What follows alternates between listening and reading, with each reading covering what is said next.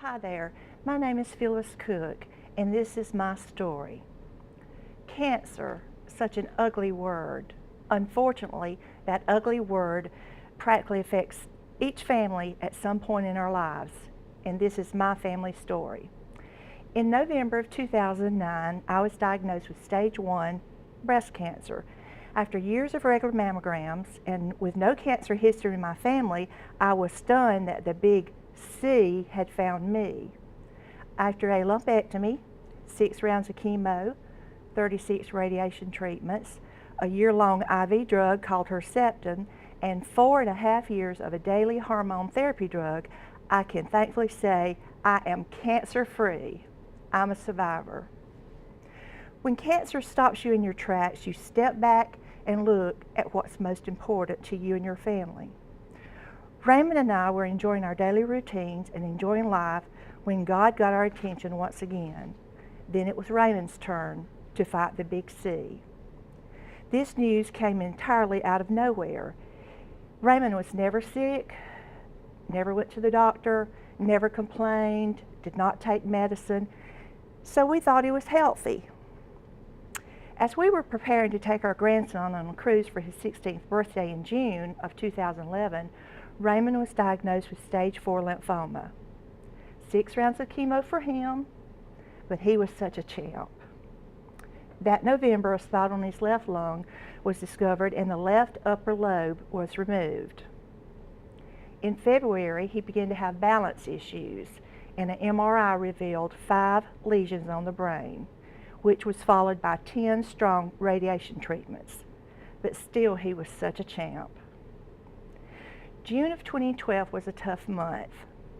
Cancer finally took a grip on Raymond. After 5 days in the hospital with double pneumonia and blood clots in both lungs, another spot on the right lung was discovered. He was not responding to antibiotics or blood thinners, and the fight was nearing an end. The hospital recommended hospice, and the boys and I took him home. 3 days later, God called him to heaven. The love of my life was gone. Raymond was truly a blessing to all who knew him. He never pitied himself. He never asked why. He always had a positive attitude, worked every day, never complained. And if you didn't know he had cancer, if you just didn't know it, he was just always just so upbeat and positive about it. And we never talked about dying, because he just kept thinking, oh, this is just another step I have to go through and we'll get through this hurdle. They say things happen for a reason. And I have days that I don't understand God's plan, but I have so many good memories of our 39 years together. We have 2 sons and 7 grandchildren. Each day brings a new challenge for me, but I have that blessed assurance that Jesus is mine and we will be together again one day. Raymond and I always laughed and said we couldn't win the lottery, but we could both have cancer. When I was asked to be this year's champion for Relay for Life, I couldn't help but cry and immediately said yes. Relay for Life is our chance to win the fight once and for all. I hope you will plan to be a part of the Baptist Easley team on May the 2nd and join this fight. Cancer doesn't always mean a death sentence. My attitude during my journey was, why not me instead of why me? I've made so many wonderful friends during my journey, and I try to encourage others. Ladies, get a mammogram every year.